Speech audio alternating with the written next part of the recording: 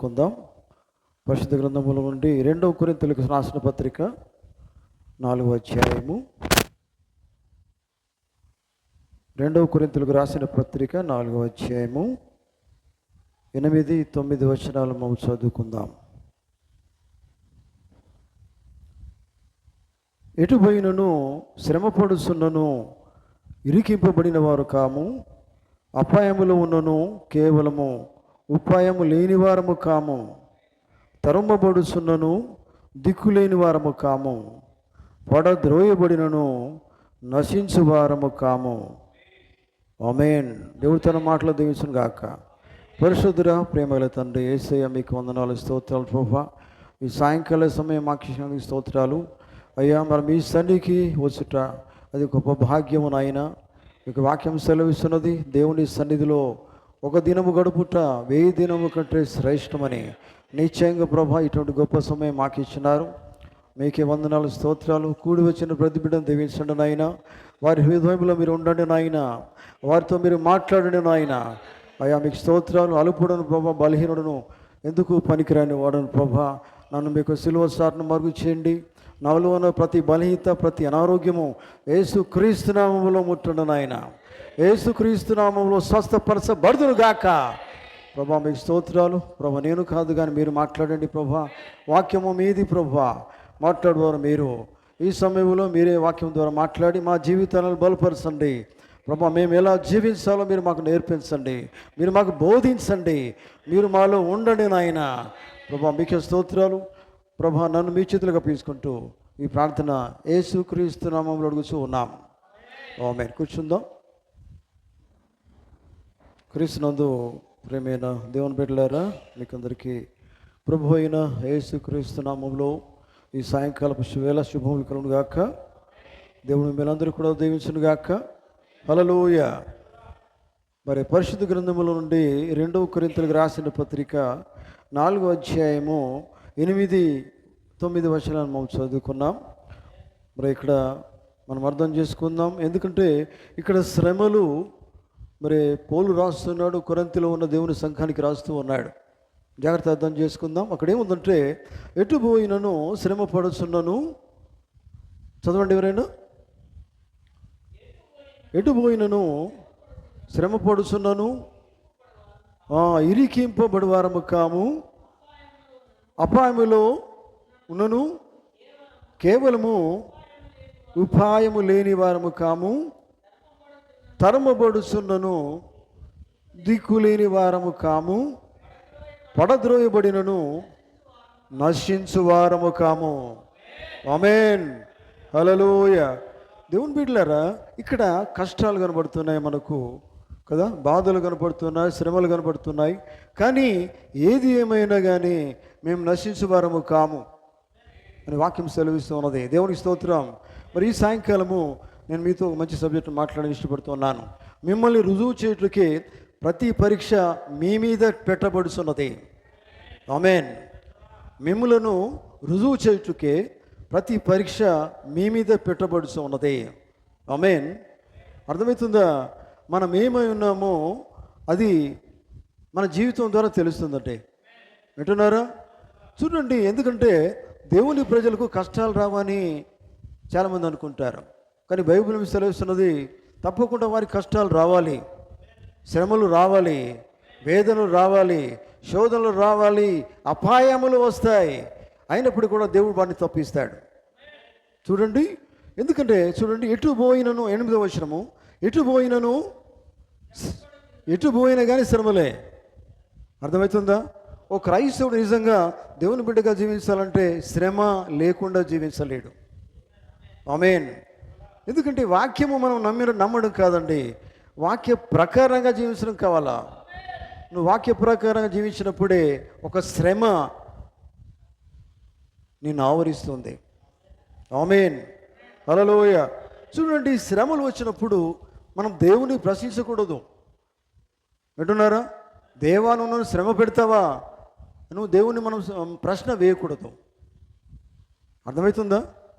దేవుని వాక్యమే సెలవిస్తున్నది, ఎట్లు పోయినను శ్రమ పడుచున్నను. చూడండి, ఇరికింపబడిన వారము కాము. ఆమేన్. హల్లెలూయ, హల్లెలూయ. ఎందుకంటే ప్రియులారా, మరి నీతిమంతుల జాడలు, అడుగు జాడలు యెహోవా చేతనే స్థిరపరచబడును అని వాక్యం సెలవిస్తున్నది. హల్లెలూయ. నీతిమంతుల అడుగుజాడలు. అడుగుజాడలు అంటే అర్థం ఏంటండి? అది జీవితమే. ఆమేన్. అంటే రోజు నువ్వు ఎటువంటి అడుగు వేస్తున్నావో, రోజు నువ్వు ఎలా జీవిస్తున్నావో, రోజు నువ్వు ఎలా ప్రవర్తిస్తున్నావో, ఎటువంటి మాటలు మాట్లాడుతున్నావో, ఎటువంటి క్రియలు చేస్తున్నావో చూడండి, ఇవన్నీ కూడా అడుగుజాడల కిందకే వస్తాయి. ఆమేన్. బైబిల్ సెలవిస్తున్నది, యేసుక్రీస్తు మీ కొరకు మంచి మాదిరి ఉంచిపోయాను. నిజమేనా? ప్రభు అయిన యేసుక్రీస్తు వారు ఎవరి కోసం మంచి మాదిరి ఉంచిపోయారు? మీ కొరకు. అంటే ఎవరు వారు? శ్రమలు అనుభవిస్తున్న వారే. వారి కోసమే దేవుడు మాదిరి ఉంచిపోయాడు. హల్లెలూయ. మరి దేవుని కొరకు ఒక మాదిరిగా జీవించాలంటే శ్రమలు లేకుండా నువ్వు మాదిరి కలిగి ఉండలేవు. తప్పకుండా నువ్వు శ్రమ అనుభవించాలి. ఎందుకంటే ప్రియులారా, ఇక్కడ పౌలు ఏమంటున్నాడు? పౌలు మొదటి సంఘకాలానికి ప్రవక్త. నిజమేనా? మరి బైబిల్లో నిజంగా పౌలు అటువంటి అంత గొప్పవాడు ఎవడుకోరా లేరండి. ఎందుకంటే అటువంటి గొప్ప శ్రమలు అనుభవించాడు ఆయన. నిజమేనా? అందుకనే ఒక సందర్భంలో పౌలు అంటాడు, మీరు నన్ను పోలి నడుచుకోమన్నాడు ఆయన. అంటే అర్థం ఏంటంటే యేసు ప్రభువును పోలి నడుచుకున్నవాడు పౌలు. అందుకే నేను అంటాడు, మీరు నన్ను పోలి నడుచుకోనండి. హల్లెలూయ. కనుక ప్రియులారా గమనించండి, మనం నీతిమంతులు అంటే మనం నీతిమంతులం కాలేము. ఎవరు కూడా నీతిమంతులు లేరు. నీతిమంతులు ఏ రీతి మనం చేయబడుతూ ఉన్నాం? ప్రభు అయిన యేసుక్రీస్తు పరిశుద్ధమైన రక్తం ద్వారానే, మన పాపములు కడిగి వేసుకోవడం ద్వారానే మనం దేవుని పిల్లలుగా చేయబడుతూ ఉన్నాం. అప్పుడు మాత్రమే పరిశుద్ధులుగా చేయబడుతున్నాం. అప్పుడు మాత్రమే నీతిమంతులుగా చేయబడుతున్నాం. అప్పుడు మాత్రమే దేవుని కొరకు జీవించేవారుగా మనము ఆయనకు సాక్షిగా నిలబడుతూ ఉన్నాం. హల్లెలూయ. దేవునికి స్తోత్రం కలుగును గాక. అందుకనే ప్రియులారా, బైబిల్లో సువర్ణం గురించి మనం ఇంతకుముందు విన్నాం. సువర్ణము కంటే ఎంతో ప్రశస్తమని గొప్పది ఏంటంటే దేవుని కోసం శ్రమలు అనుభవించడమే. ఆమేన్. హల్లెలూయ. కనుక చూడండి, సువర్ణం అంటే మనకు తెలుసు. సువర్ణం అంటే అర్థం ఏంటిది? బంగారమేనా? ఆమేన్. బంగారం చాలా శ్రమలు పడుతుంది. అంటే మనకు తెలుసు, ఆ బంగారాన్ని తిప్పి కొడతారు. ఎందుకంటే ఒక మంచి రూపం రావాలి, పరిపూర్ణ స్వరూపం రావాలి. హల్లెలూయ. దేవునికి స్తోత్రం. ఈ తిప్పి కొట్టడం అంటే అర్థమైంది, దేవుడు తప్పకుండా మన శ్రమలతో కొడుతూనే ఉంటాడు. ఆమేన్. ఒక శ్రమ కాకపోవచ్చు, అనేకమైన శ్రమలు. అనారోగ్యం కావచ్చు, కుటుంబంలో సమస్యలు రావచ్చు, నీకు అనారోగ్యములో ఎన్నోసార్లు బాధపడుతూ ఉండవచ్చు. ఏది ఏమైనా కానీ అది దేవుడు మరి నిన్ను పరీక్షలు పెడుతున్నాడు అని నువ్వు అర్థం చేసుకున్నట్లయితే నిజంగా నువ్వు ఏమాత్రం భయపడవు. అందుకని పౌలు అన్నాడు చూడండి, మేము నశించిపోవారం కాదన్నాడు ఆయన. నిజమేనా? ఎటు పోయినను శ్రమ పడుతున్న వారము, ఇరికింపబడి వారము కాము. ఆమేన్. మమ్మల్ని ఎవరు కూడా ఇరికించలేరు. ఏదో మా మీద వాళ్ళు ఏమైనా మాట్లాడవచ్చు, కానీ మాకేం కాదు. వారు తమకు ఇష్టం ఉన్నట్టుగా మా మీద ఎన్నో నిందలు మోపవచ్చు, కానీ మాకైతే ఏమీ జరగదు. ఎందుకంటే దేవుడు మా పక్షానే ఉన్నాడు. హల్లెలూయ. కనుక చూడండి, అందుకనే బైబిల్ గ్రంథం సెలవిస్తున్న ప్రియులారా, దేవుడు మీకు స్వల్పమైన బాధలు కలుగుటకు అనుమతి ఇస్తూ ఉంటాడు. ఆమేన్. దేవుని పిల్లలకు దేవుడు రోగాలైనా కానీ అనారోగ్యాలైనా కానీ వచ్చేదానికి అనుమతి ఇస్తాడు. అర్థమవుతుందా ప్రియులారా? హల్లెలూయ. మరి దేవుడు అనుమతి ఇచ్చినట్లయితే చూడండి, దేవుడు రోగాలు వచ్చేదానికి నీకు అనుమతి ఇచ్చినట్లయితే, మరి స్వల్పమైనటువంటి ఇంక అనారోగ్యం, ఇంకేదో సమస్యలు వచ్చుటకు నీకు దేవుడు అనుమతించినట్లయితే అప్పుడు ఏం చేయాలా? అది మనం ఎలా అర్థం చేసుకోవాలంటే, అవి మిమ్మల్ని సరిదిద్దుటకే అని అర్థం చేసుకోవాలా. ఒక రోగమైనా కానీ, ఒక స్వల్పమైన అనారోగ్యమైనా కానీ, ఇంట్లో సమస్యలైనా కానీ, ఏది వచ్చినా కానీ నువ్వు పారిపోయేదానికి లేదు. ఆమేన్. హల్లెలూయా. అవి ఎందుకోసమట? అవి మిమ్మల్ని సరిదిద్దుటకే అని మీరు గ్రహించవలసి ఉన్నది. ఆమేన్. హల్లెలూయా. అందుకని చూడండి, దేవుని యొద్దకు వచ్చు ప్రతివాడు మొట్టమొదటి ఏం చేయాలి తెలుసా? ఏం చేస్తాడు? దేవుడు పరీక్షిస్తాడు. ఆమేన్. ఇప్పుడు మనం దేవుని సన్నిధికి వస్తున్నాం, దేవుని దగ్గరకు వస్తున్నాం మనం అనుకుంటున్నాం. మరి ఎంతవరకు పరీక్షించబడుతున్నాం? ఓ కష్టం రాగానే పారిపోతాం కదా. దేవునికి ఇష్టంగా జీవించాలంటే మనము చాలా దూరంగా ఉంటాం. కానీ వాక్యం ఈ రీతి సెలవిస్తున్నది. నేను దేవుడు ఎందుకు పరీక్షిస్తున్నాడంటే తన కుమారునిగా నువ్వు జీవిస్తావా లేదా దేవుడు చూస్తాడు. ఆమేన్. హల్లెలూయా. దేవుని ఎందుకు వచ్చు ప్రతి కుమారుడు, ప్రతి కుమార్తె మొదటిగా దేవుని చేత శిక్షించబడాలి. ఆమేన్. చూడండి, మొదటిగా ఎవరి చేత శిక్షించబడాలి? ఒక శిక్షణ. చూడండి, అంటే కొన్ని శ్రమలు వచ్చినప్పుడు దేవుడిని శిక్షిస్తున్నా అర్థం చేసుకోవాలా. ఆమేన్. హల్లెలూయా.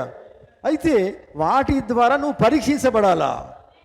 దేవునికి స్తోత్రం. బైబిల్లో చూడండి ప్రియులారా, మరి గొప్ప భక్తుడు ఉన్నాడు, మనకు తెలుసు. యోబు భక్తుడు ఉన్నాడు. మరి నిజంగా దేవుడు ఆయనకు గొప్ప పరీక్ష పెట్టాడు. నిజమేనా? అటువంటి పరీక్ష అసలు ప్రపంచంలో ఉంటుందా అనిపిస్తుంది. అటువంటి భయంకరమైన పరీక్ష యోబుకు దేవుడు పెట్టాడు. చూడండి, మామూలుగా ఏదైతే ఉండాలనుకున్నాడో, ఏ రీతినైతే జీవించాలనుకున్నాడో అవన్నీ కూడా పోయినాయి. అవన్నీ కూడా ఆయన నుంచి దేవుడు తీసేశాడు. చివరికి మంచి ఆరోగ్యం అని నేను కలిగి ఉండామనుకున్నా కానీ ఆరోగ్యం లేకుండా చేశాడు. అర్థమవుతుందా?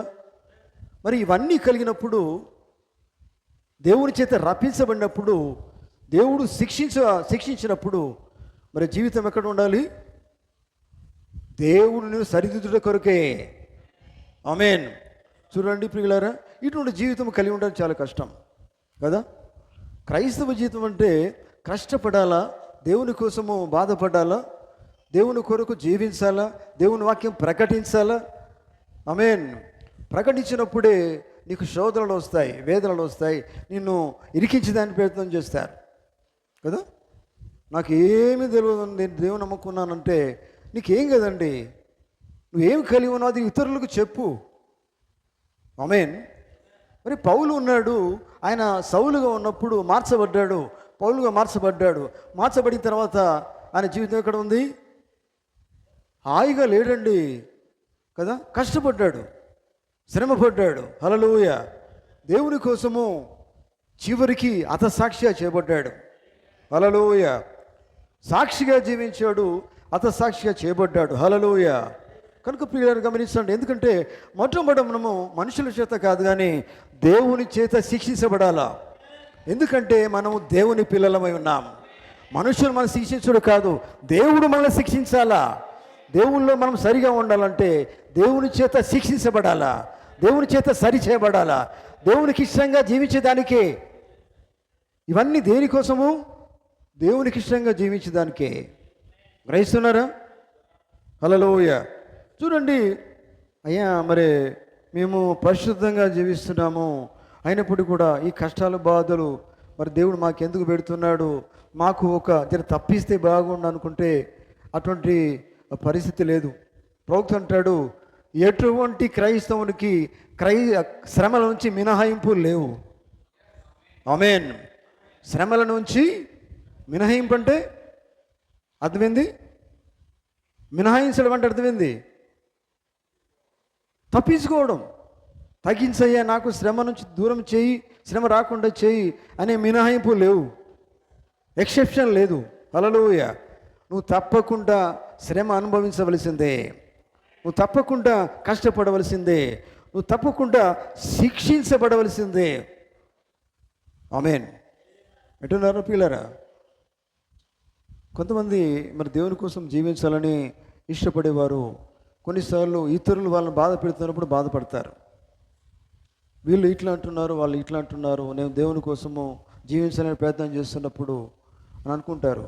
కానీ మీరేం బాధపడాల్సిన అవసరం లేదు. ఎందుకంటే ఈ శ్రమలలో పౌలు ఎప్పుడు బాధపడ్డాడండి. ఆయన ఎట్లా సాక్ష్యం చెప్తున్నాడు? ఎటువంటి సాక్ష్యం చెప్తున్నాడు? 8వ వచనంలో చూడండి, చదువుని దయచేసి అర్థం చేసుకోండి. ఎటు పోయినను శ్రమ పడుచున్నను ఇరికింపబడున్న వారము కాము, అపాయములో ఉన్నను కేవలము ఉపాయము లేని వారము కాము. అంటే అర్థం ఏంటంటే అపాయం వచ్చినా పర్వాలేదు, వస్తుంది, అపాయం రావాలా, కానీ తప్పించేవాడు ఉన్నాడు.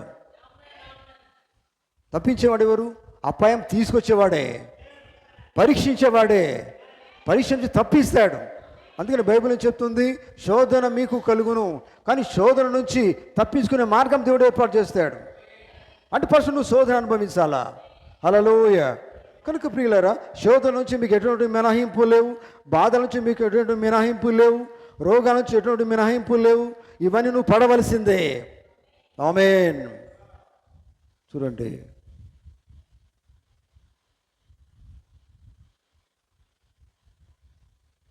వైఖరి మారద్దండి. ఒక ఏమీ కష్టాలు లేనప్పుడు ఎట్లనైతే నువ్వు ప్రవర్తిస్తున్నావో, ఎట్లనైతే జీవిస్తున్నావో, కష్టము, బాధ, ఇరుకు, ఇబ్బంది, రోగం వచ్చినప్పుడు కూడా నీ లోపల ఏమాత్రం నీ వైఖరి మారద్దు. అర్థమైందా? అంటే మొదట్లో ఎట్లా ఉన్నావో చివరిలో కూడా అలాగనే ఉండాలా. హల్లెలూయా. దేవుని వాక్యం అలాగే సెలవిస్తున్నారు పిల్లారా. కనుక ఈ బాధలు దేవుడు నీకు గిఫ్ట్గా ఇస్తున్నాడు. అర్థం చేసుకున్నారు? హల్లెలూయా. దేవునికి స్తోత్రం. గ్రహించండి పిల్లారా, దేవుడు మనకి బాధలు ఎట్లా ఇస్తున్నాడట? బహుమతి. దేవుని నమ్ముకుంటే ఎవరైనా బాధలు గిఫ్ట్గా ఇస్తారా? కదా. మాకు మా ఇల్లు బాగుపడాలా, మాకు మేము అనుకున్నవి రావాలి, మంచి చదువులు మాకు రావాలా, మంచి ఉద్యోగాలు రావాలా, అందుకే మేము దేవుని నమ్ముకునే అనుకుంటారు. మరి గిఫ్ట్లు ఇక్కడ ఏంటి దేవుడు ఇచ్చేది?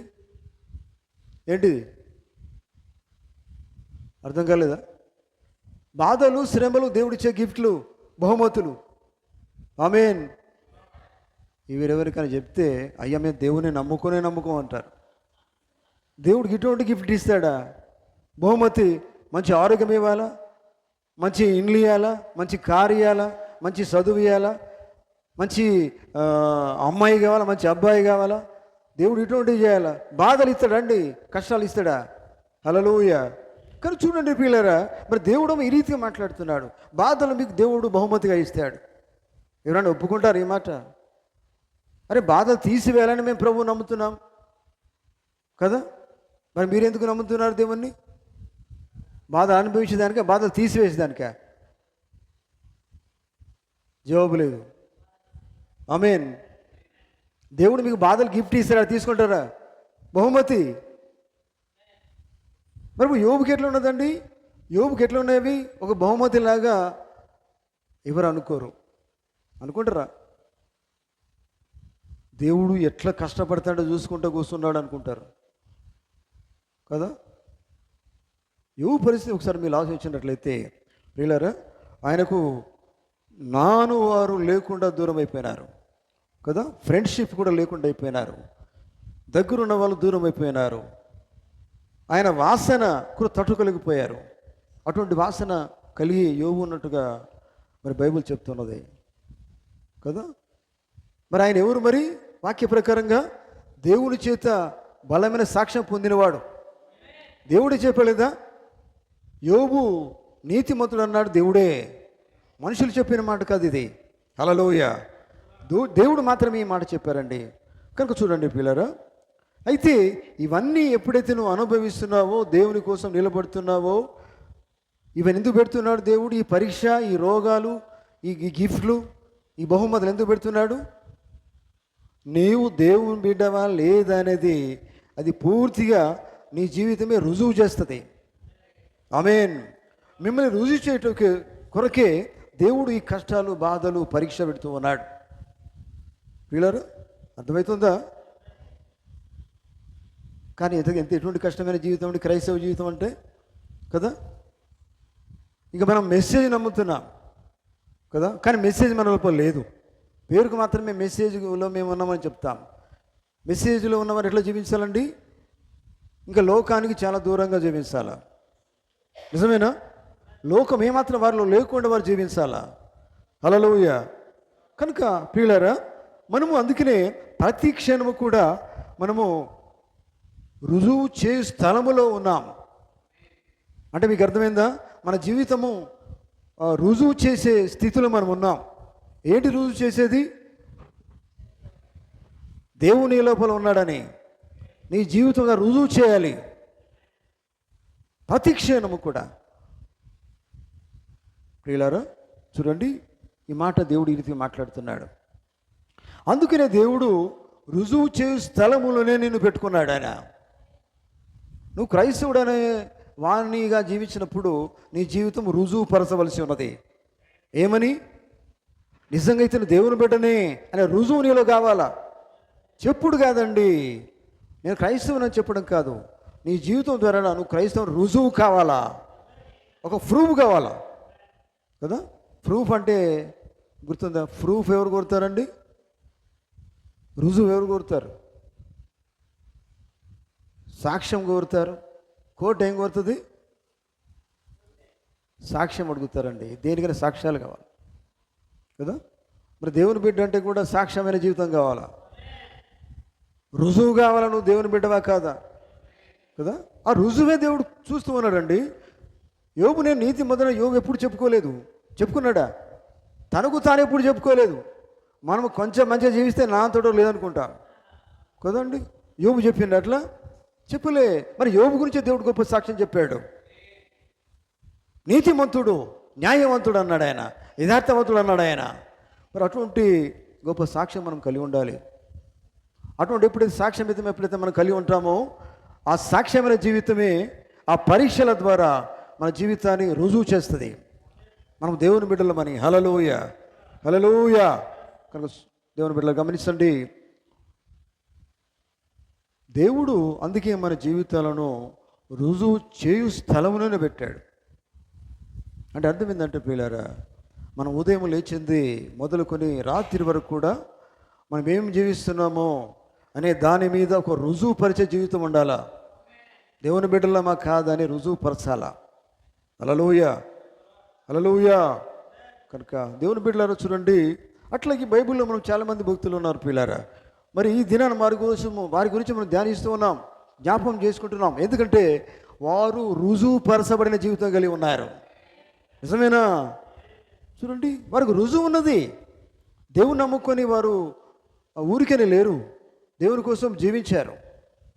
అందుకని వారికి ఒక రుజువు ఉన్నది. మరి ఈ గడియలో వర్తమానము పొందుకున్న మనము ఒక రుజువు కలిగి ఉండాలా. నిజమేనా? ప్రవక్త అనే రుజువు కలిగి ఉండాలా. ప్రవక్త ఫలం పొందుకొని ఉండాలా. దేవుని వర్తమానం ప్రకారంగా జీవించాలా. బైబిల్లో మర్మములన్నీ కూడా దేవుడు ఈ గడియలోనే వివరించాడు, బయలుపరిచాడు. మరి ఇవన్నీ నువ్వు జీవించలేవా? ఇవన్నీ నువ్వు పొందుకోలేవా? అవన్నీ నువ్వు పొందుకొని జీవించాలా. అది ఒక రుజువు కదా. ఆమేన్. చూడండి, ఎవరికి బయలుపరచలేని విషయాలన్నీ కూడా ఈ చివరి కాలంలో వధువుకు దేవుడు బయలుపరిచాడు. చూడండి పిల్లారా, మరి ఇవన్నీ ఎప్పుడైతే నువ్వు బయలుపాటు పొందుకున్నావో ఒక రుజువు కలిగిన జీవితం కలిగి ఉండాలా కదా. నేను వర్తమానం కలిగి ఉన్నానండి, ప్రవక్తను కలిగి ఉన్నాను, బైబిల్ అంతా కూడా దేవుడు నాకు వివరించాడు, నేను పొందుకున్నాను కాదు. నువ్వు పొందుకున్న దాని ప్రకారంగా జీవిస్తున్నావా లేదా, అదే రుజువై ఉన్నది. ఆమేన్. కనుక పిల్లారా చూడండి, శ్రమలు ఎటువంటి శ్రమలు వచ్చినా కానీ మన జీవితాన్ని మాత్రం రుజువు చేసేది ఏంటంటే సాక్ష్యమైన జీవితమే. అటువంటి జీవితం మనకు కావాలి ఈ సాయంకాలం. పిల్లారా దేవుడు అదే కోరుతున్నాడు. చూడండి, అందుకని పౌలు అదే మాట మాట్లాడుతున్నాడు. ఎందుకంటే గొప్ప సాక్ష్యం చెప్తున్నాడు పౌలు. మేము దేవుడు మమ్మల్ని తప్పిస్తూ ఉన్నాడు, మాకు దేవుడు తప్పించుకునే మార్గం ఏర్పాటు చేస్తున్నాడు, ఉపాయము లేని వారం కాము. చూడండి, అక్కడ వాక్యం ఏం చెప్తుంది? ఎటు పోయి నుండి శ్రమపడుతున్నాను, ఇరికింపబడిన వారం కాము, అపాయంలో ఉన్న కూడా కేవలం ఉపాయం లేని వారం కాము. అంటే దేవుడు అక్కడి నుంచి తప్పిస్తూ ఉన్నాడు. చూడండి, అంటే అర్థం ఏంటంటే నువ్వు తప్పకుండా అపాయంలో ఉండాలా. అపాయం లేకపోతే ఎక్కడ నువ్వు తప్పించబడతావు? అపాయం రావాలా, అపాయం నుంచి తప్పించబడాలా. చూడండి, అటువంటి జీవితం దేవుడు లిఖిస్తానన్నాడు ఆయన. అంటే అర్థం ఏంటంటే పిల్లలు, మొట్టమొదటిగా మానవునికి, ప్రతి విశ్వాసికి, ప్రతి మనిషి కూడా లోకంలో రోజుకు తీరు జీవించలేడు. ఎందుకంటే ఒక శ్రమలు వస్తాయి, ఒకసారి రోగాలు వస్తాయి, వేదనలు వస్తాయి, ఇంట్లో ఏదో బాగలేదు, ఇంకా వారికి ఏది బాగలేదు, కానీ ఏది బాగున్నా బాగలేకపోయినా కానీ నీ జీవితం మాత్రము దేవుని కోసం జీవిస్తున్నట రుజువు కావాలా. హల్లెలూయా. కనుక ప్రియులారా, రే దేవుడు మన నుంచి కోరేది ఏంటంటే ఒక నామకాదుల జీవితం జీవించమని కోరలేదు కదా, ఒక అవిశ్వాసిగా జీవించమని కోరట్లేదు. నన్ను నువ్వు ఎప్పుడైతే కలిగి ఉన్నావో నీ జీవితంలో నేను నీలో ఉన్నానని రుజువుపరిచే జీవితము చూపించు. ఆమేన్. ఎవరికి చూపించాలి? లోకానికి చూపించు. ఓ సాక్షిగా జీవించు. అటువంటి జీవితం మనం కలిగి ఉండాలి. ఆమేన్. హల్లెలూయా. కనుక ప్రియమైన దేవుని బిడ్డలారా, ఈ సాయంకాలం గమనించండి. ఎందుకంటే మనల్ని రుజువు చేయుటకే దేవుడు ప్రతి పరీక్ష, ప్రతి రోగము, ప్రతి కష్టము మన మీద పెడుతూ ఉన్నాడు. ఆమేన్. అర్థమైందా? కనుక ప్రియులారా, మరి ఏ శ్రమలు లేకుండా మేము జీవించాలండి, మా కష్టాలు రాకుండా ఉండాలి. మేము ప్రభుని ఎల్ల పుస్తుతిస్తాం, ఆరాధిస్తాం. అటువంటి జీవితం కాదు దేవుడు కోరేది. నీకు కష్టాలు రావాలి, నీకు బాధలు రావాలి, నువ్వు అనుభవించాలి, నన్ను స్తుతించాలి. అందుకని పౌలేమన్నాడు, ఎవడైనను తన సిలువను ఎత్తుకొని నన్ను వెంబడించమన్నాడు ఆయన. నీ కష్టం వచ్చిన దాన్ని ఎత్తుకో, నన్ను వెంబడించు.